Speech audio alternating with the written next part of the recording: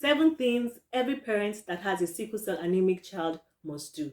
Now, we all know that there are certain genotypes that shouldn't get married, AS and AS, AS and SS, but then these things happen.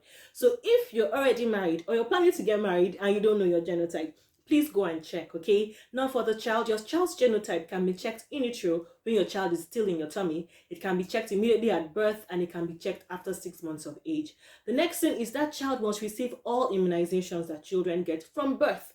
Everything, pneumococcal, meningitis, everything. And then when the child is 2 years of age, the child begins to take typhoid vaccine. Thereafter, please register in a hospital that has a sickle cell clinic. Now, this is important because we'll be able to detect the baby's stable state PCV.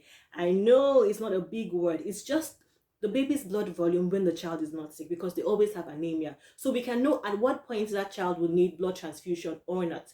Now, the child will also begin to take hematinics, folic acid to prevent anemia, paludrin or proguanil to prevent malaria, and some other medications depending on how your child presents. Also, that child has to take lots of fluids, lots of water, juices, because their red blood cell is sickle shaped, so it clogs easily and obstructs blood flow.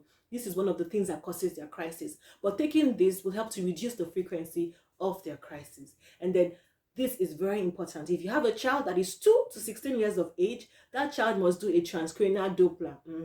I've come again. It's just a colored scan that shows the blood velocity to the brain. This is the primary prevention of stroke for sickle cell patients. And finally, if your child is sick, please don't stay at home. Take that child to the hospital. So now you know you can do better. Cheers.